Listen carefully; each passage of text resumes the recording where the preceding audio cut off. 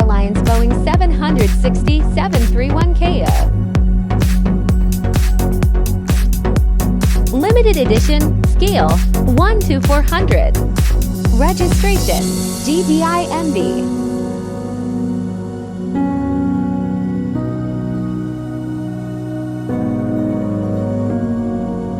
This aircraft was delivered to Monarch Airlines in 1990 and served the airline for many years on long-haul routes including destinations in North America, the Caribbean, and the Mediterranean. The aircraft was retired prior to Monarch's collapse in 2017.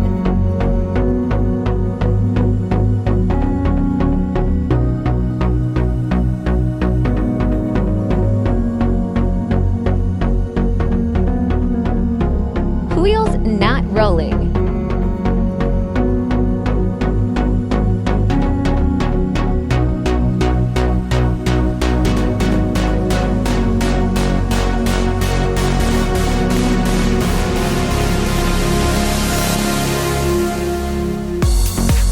Nostalgic tail detail.